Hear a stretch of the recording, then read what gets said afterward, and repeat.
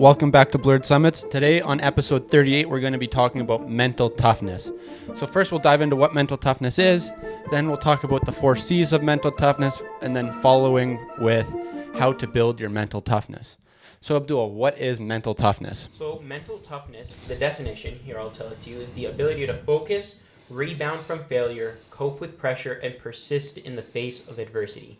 So mental toughness is pretty much just resiliency, right? We all know that term. But the thing that's special about mental toughness is that it's your ability to bounce back, right? So it's not just I can get hit a bunch of times in the face. It's getting hit and knocked down and then coming back up. When you come back, your bounce is higher than where you were from before. So you're able to take those hits and put that energy back out and go higher than you were from before. Using the challenges to build you as a person, basically. Exactly. Okay, awesome. Yeah. So let's dive right in here. So the 4 C's of mental toughness, firstly, is control. So that's handling many things at once, right? That's like getting all these different things kind of thrown at you, being able to use them and kind of excel at them all at different levels. Use them all at different levels, but be able to put all your energy into each and every one of them at the same time. Yeah, and it's like, I think a big thing with control is a lot of times when we get overwhelmed with things, you either break under pressure or you make under pressure. I don't know if that's the right phrasing of it. Make diamonds, baby. Right. So people with good mental toughness, they have the ability to control all these different things that they're juggling around. Yeah, and they don't drop a single one of those balls. Juggling 15 things, keep them all off the ground. So the next one is commitment. So being deeply involved in things, like along with control, being deeply involved in many different things at the same time, right?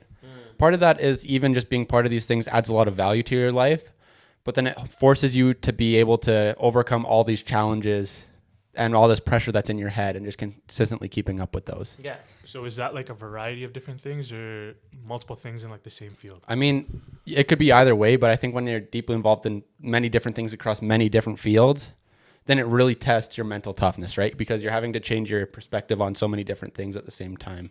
And also people who, like, if the projects that you're involved with touch your heart, right, and you're invested in them on a personal level, on an emotional level, you're invested in these things, then you're more likely to be more mentally tough with them. You're not just going to give up the second it gets a little bit you're going to fight through it. You're going to fight through any of the struggles that it has just to make sure that it excels. So the third one here is challenge. So perceiving threats as opportunities for growth. Lots of people like to run away from challenges because they're scared of failure. But with mental toughness, you look down the eye of danger and challenge. Yeah. And you run right at it. So you take on these challenges, you go full steam ahead at them and do your best at whatever it is, right? Not really afraid of failure, being, I guess, accepting that failure is a possibility, but then giving your all to get that outcome that you want. Yeah, absolutely. And then the final C is confidence. So maintaining self-belief in spite of setback. So I know, Abdul, you got a pretty cool story here about Kobe with respect to this. Absolutely. So, Kobe was known for, playing basketball games. Even Kobe Bryant he didn't have perfect basketball games. There's some ball games he's missing 5 3-pointers. Oh, I couldn't tell what you're trying to get at there. 3-pointers at a time. And he keeps missing these shots. He's not having a good game, but he keeps taking them. And people are always asking Kobe, Kobe, what are you doing? Usually basketball players, if they're having an off game, they just stop. They stop shooting at their low confidence. They don't make shots. He says, I just keep going because when I'm taking my next shot, I don't let my last shot get in my head. Yeah. Right? I'm absolutely confident in my ability, and I know that my ability is not dependent on my previous outcome. Yeah, I think by believing in who you are and what you know you can do, you don't let things hold you back, right? Like you could be on this bad streak, but be like, oh, well, I know exactly what I can do. Yeah. I've done it before, and you can just go out and do it. Exactly. Which not many people can do that. Yeah, I'm so guilty of this, like, especially with playing basketball. Yeah. You'll miss those couple of 3-pointers, and it's like you don't take any 3-pointers for the rest of the game, right? So, yeah. And you get in your head so much more. You get in your head, so that's really where mental toughness comes in. I guess we're just very mentally weak. Oh, I think the one sport, or I guess depending what you want to say, that's the biggest for that bit, like the confidence, is golf. Because every single time you step up on like the tee box, this hole that's tight and narrow, you can't let whatever happened on the last hole. So you missed it off, you slice it, bad shot. Because if you mess this up, like there's such small margin for error in golf, right? So if you're in your head thinking about all these things, you're going to continue to miss, and you're just going to fall down this rabbit hole. Student, you have 3 unit tests in a day. You have 3 midterms in a day. Right? First one goes bad. Your next 2, even though you would have done good on them, now you flunk both of them because you let that performance get in your head. I guess some would say it's about kind of short-term memory in a way. But I think you don't want to overcome or forget about the bad things that happen, but always just have trust in yourself and your skill set, right? Because if you have trust in your skill set, be like, oh, well, that's bad, but I can do this next one. Yeah. Therefore, like the first one, you control, right? You're handling all these different things at once. If one drops, the other 2 can still hold up until that other one comes back up, and then they're all at the top. Exactly. Okay, so moving on, here are some ways to build mental toughness. So the first one is to create a positive motivational environment.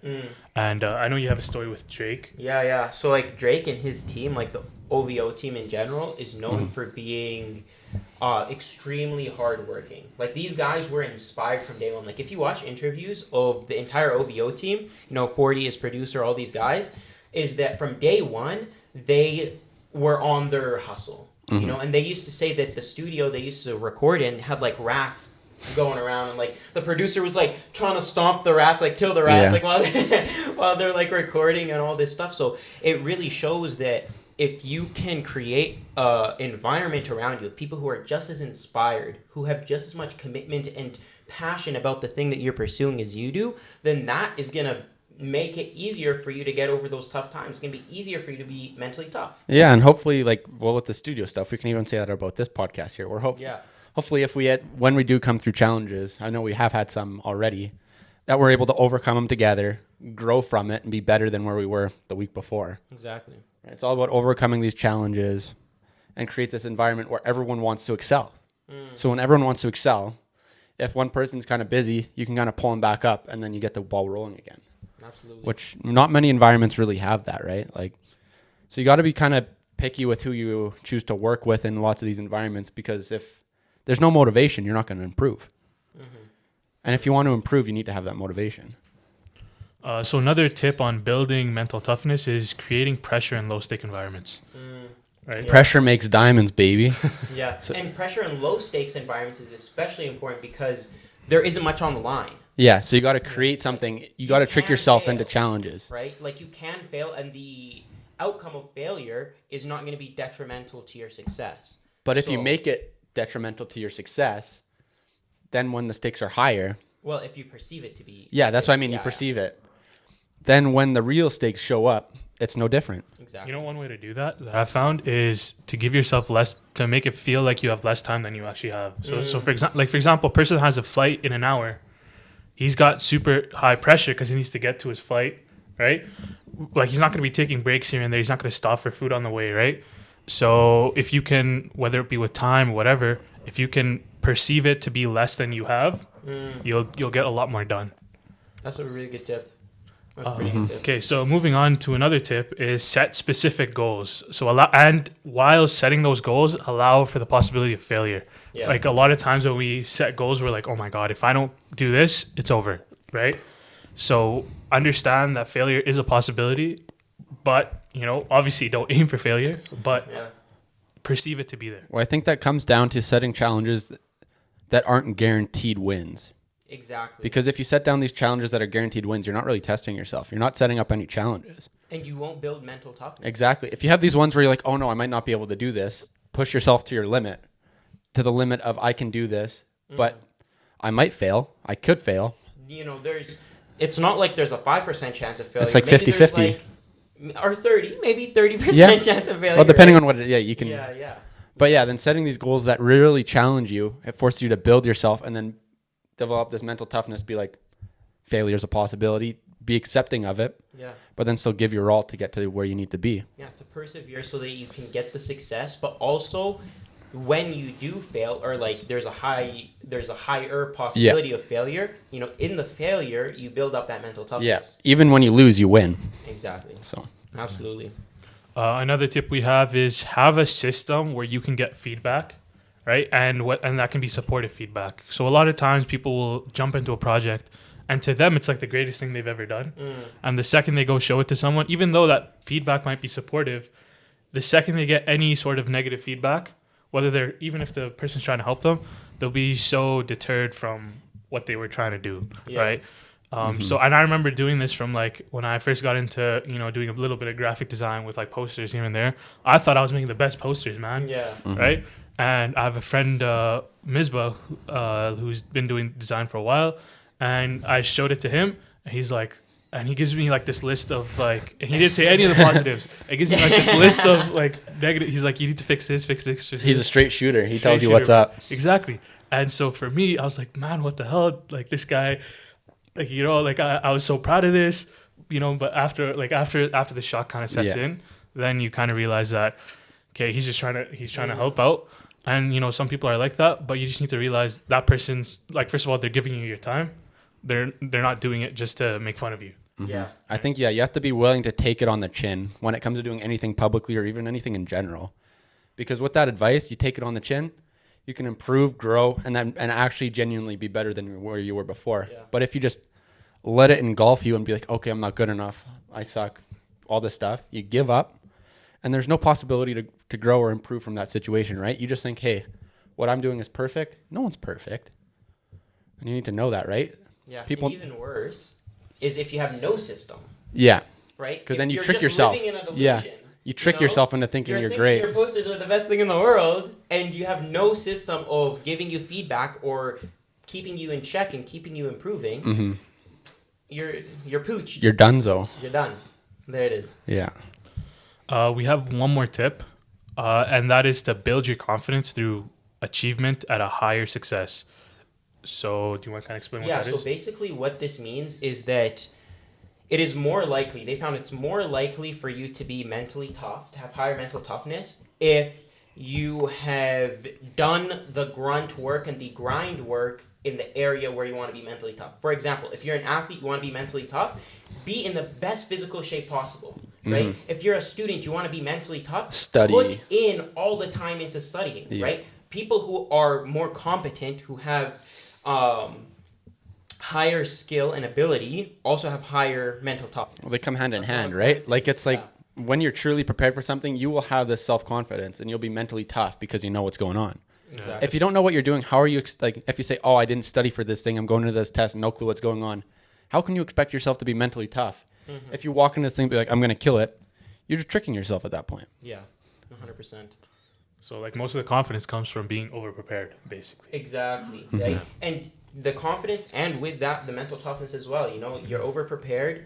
You will be able to bounce back quicker, they found, than a person who's not as prepared, who doesn't have that confidence in themselves. And I think that makes a lot of sense. Like Absolutely. Yeah. So Abdul, what's the dark side of mental toughness? Yeah. So there is a large dark side to it. You don't want to just be the most mentally tough person out there, because the people who are mentally tough over the edge, they are higher likelihood of injury. If they're an athlete, they're super stubborn. So if they're a student, they don't know when to rest. They don't take any sleep before exams. They don't eat anything because they're grinding so hard. They're doing this kind of stuff. And they can continue to do it because they're so mentally tough that they don't feel their body wearing down. Like Kobe Bryant is probably a pretty good example of that one, right? Bruce Lee is the really good example of that one, because Bruce Lee was so mentally tough that it brought him to the brink of death. Mm-hmm.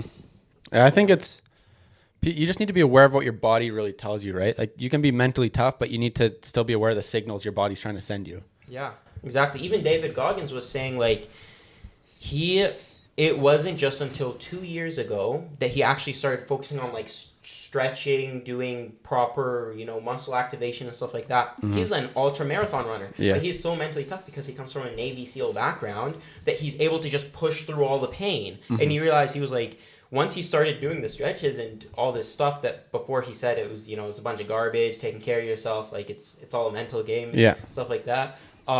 Once he started taking care of himself, he was able to perform better than he did from before. So there is this big, big dark side of mental toughness. And you need to be aware of it and have a balance. You don't want to have low mental toughness by any measure.